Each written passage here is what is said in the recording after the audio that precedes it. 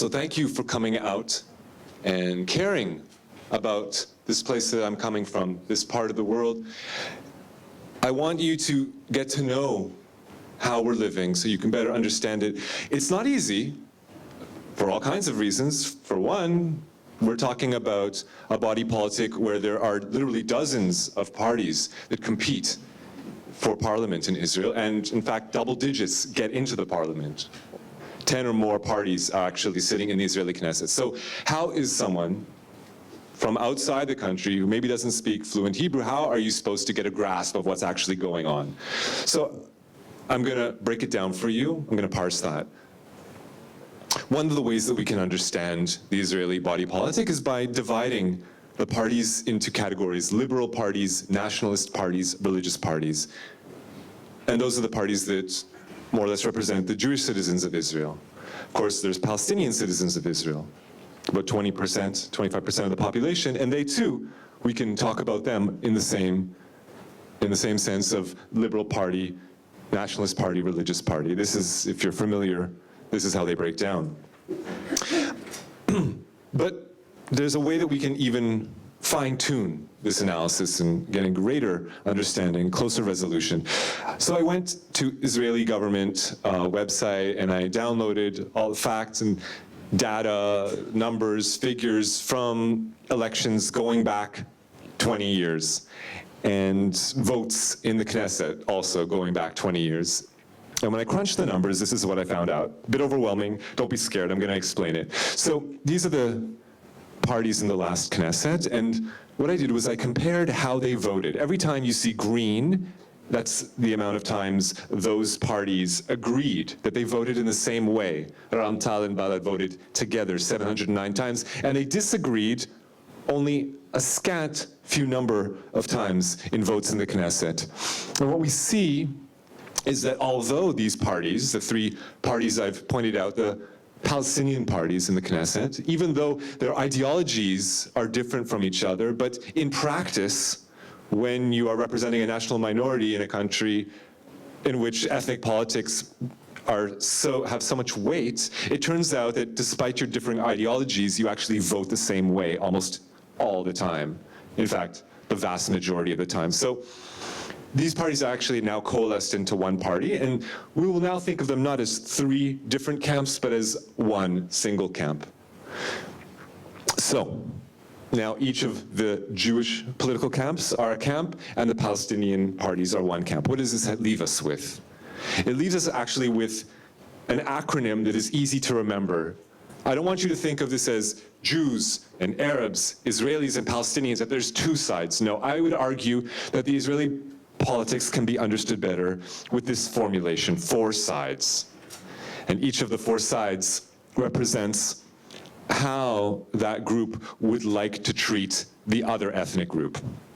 So the 4 options are S for segregation, I for integration, D for domination, or E for elimination. What do I mean by this?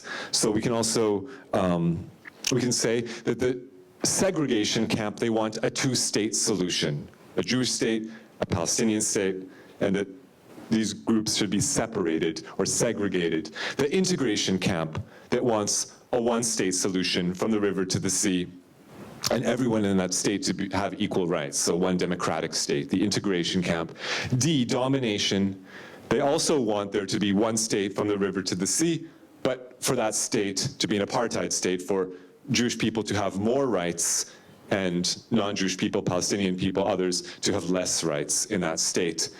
The elimination camp, they want that apartheid state to be ethnically cleansed altogether, for the other ethnic group, for the Palestinian people to be kicked out of the country outright. So I would argue that using this lens, we can better understand Israeli politics. Okay. Do the facts bear this out? Do the numbers, when we crunch them, do they give us the same responses? So a year ago, Tel Aviv University did a study, and they asked Israeli Jews about their preference, what kind of state they want to live in. And they used the same formulation as I have here, and this is what they turned out.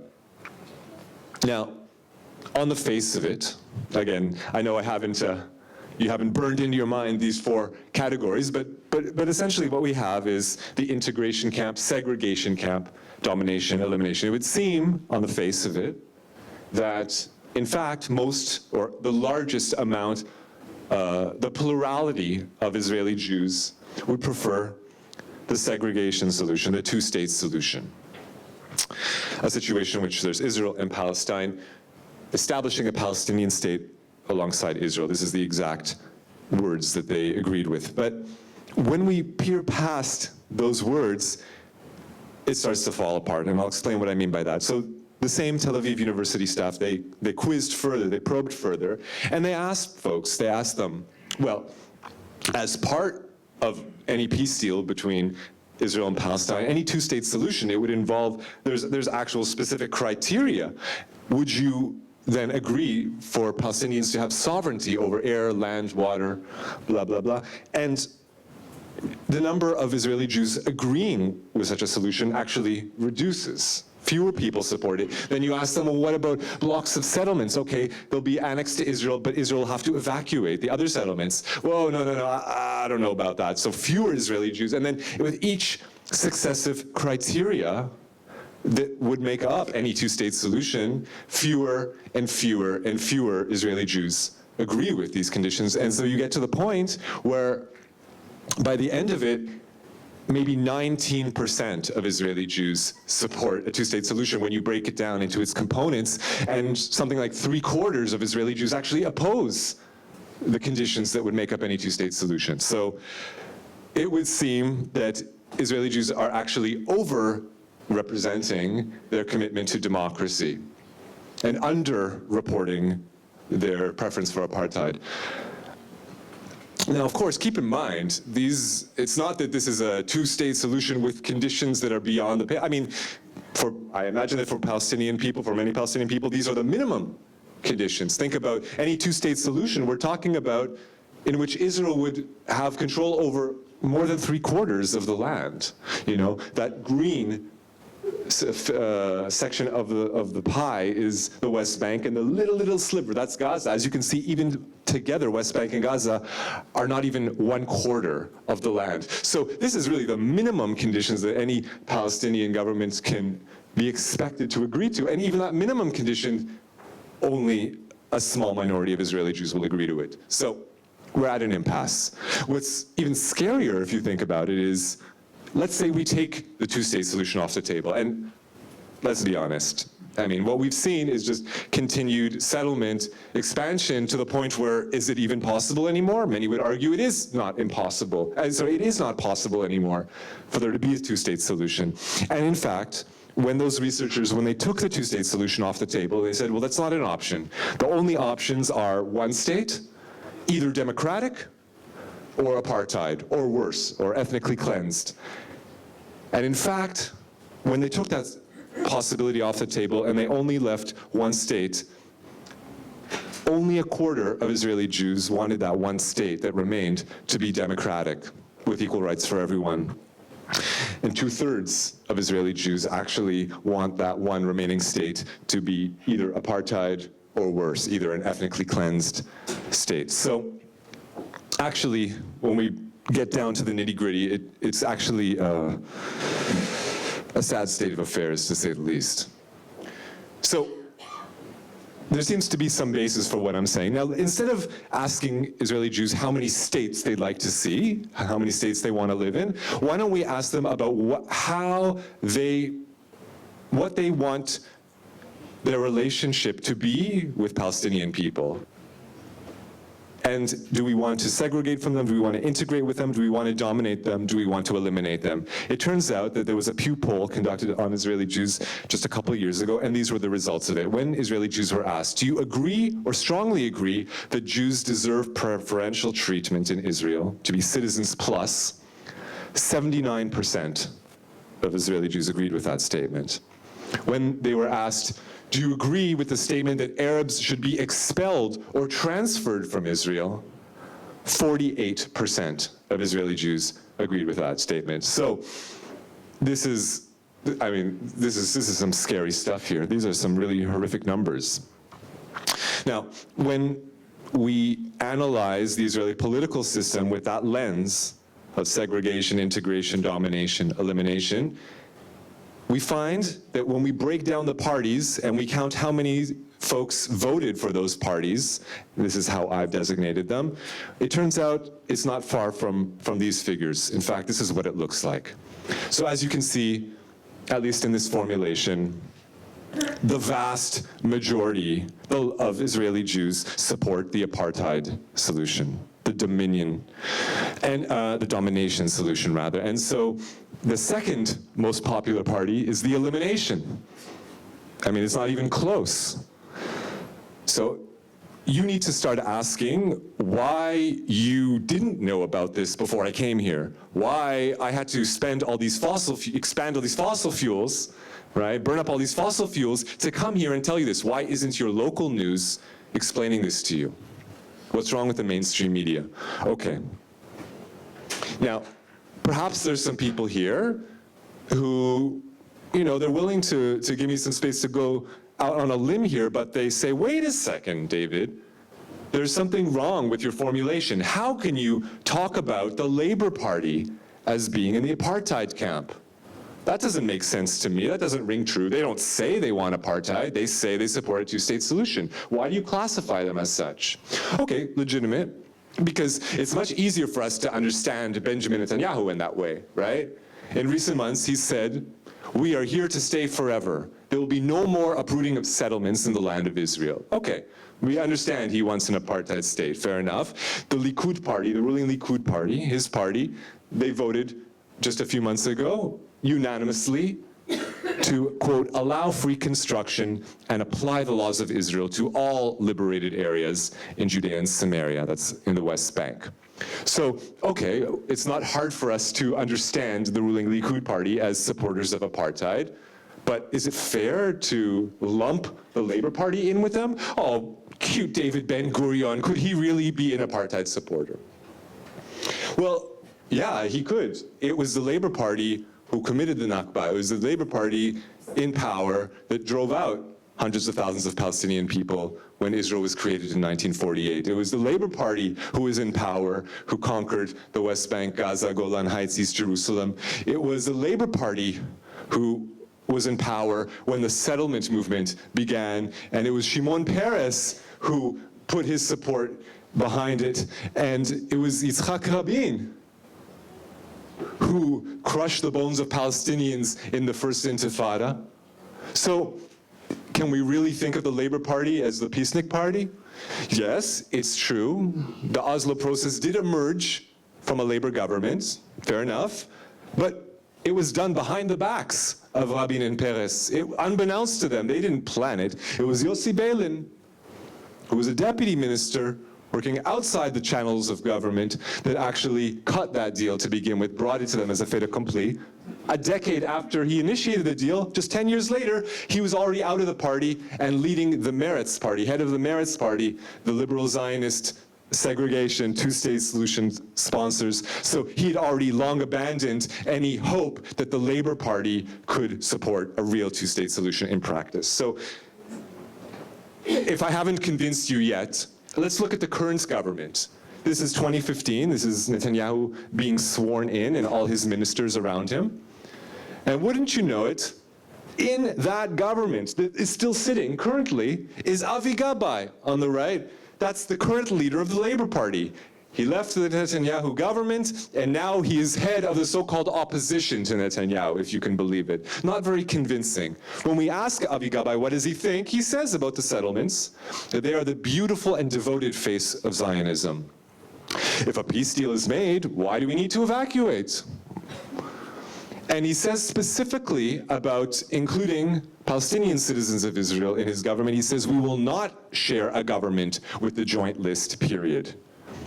That's the Palestinian parties in the Knesset. So, doesn't sound like a two-state solution supporter, doesn't sound like any kind of peacenik to me, and it's easy to understand why. When you look at the composition of the Israeli Knesset, now, this is a rough approximation, as I said, many parties, but this is a rough approximation of the four camps.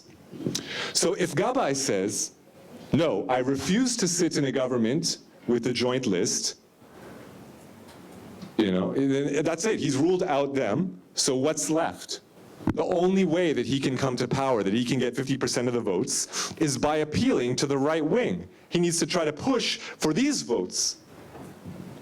Now tell me, if you're right wing to begin with, wouldn't you just vote for the original, for the real deal? Why do you need to vote for a faux right wing party? You would just say, oh, I want the party that openly and honestly expresses its desire to annex the West Bank. I don't need any trickery. I don't need Avi Gabay. I can just vote for Benjamin Netanyahu. And therefore, it's a lot easier for Netanyahu to put together a coalition with the elimination camp. Far easier. And that's why the Israeli political system always leans to the right, always tries to capture the, and that's why during election time, that's when the racism ramps up the most. So this is what the Knesset looks like in practice. So I thought it was important, before we get into any details, to give you an overview of what the Israeli political system looks like. Again, the integration camp, the Palestinian parties, the segregation, the two-state solution supporters, Meretz, all the nationalist parties, the domination, and the elimination camp. This is Netanyahu's factions, and these are the so-called opposition factions, but also part of the domination camp. Of course, it's easier to see it geographically, but here's the kicker. Here's where it comes clear, because you look at all Israeli elections for the parliament since the year 2000.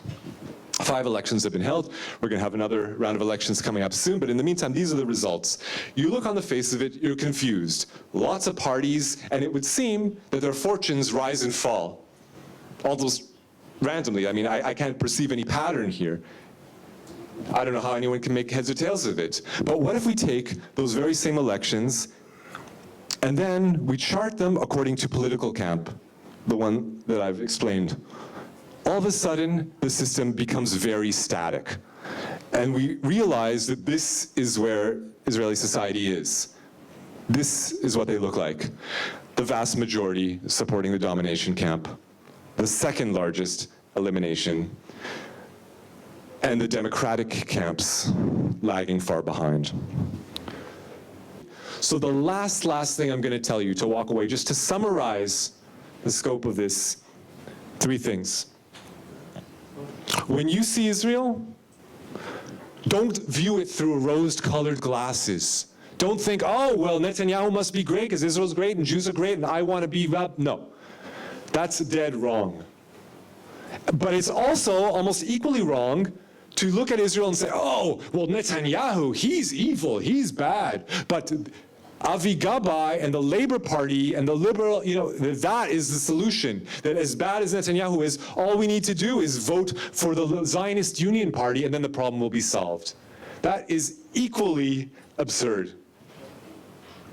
No, when you do that, you've completely cast out the fact that the elimination party, how powerful it is and how its strength is increasing from day to day.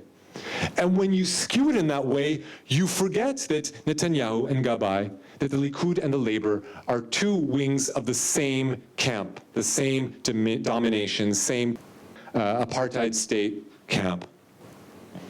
And when you frame it in that way, you forget that you're silencing the voices of Palestinian citizens of Israel, and more broadly, Palestinian people altogether, who are ultimately at least 50%, if not more, of the population of the land. So I want you to just take these pieces with you, and hopefully that they will help you be able to move forward, and perhaps give us a greater understanding of what's happening, without which we can't possibly see a better future on the horizon. Thank you so much for your patience and for taking the time and for caring enough about this place to hear what I had to say. Thanks for having me.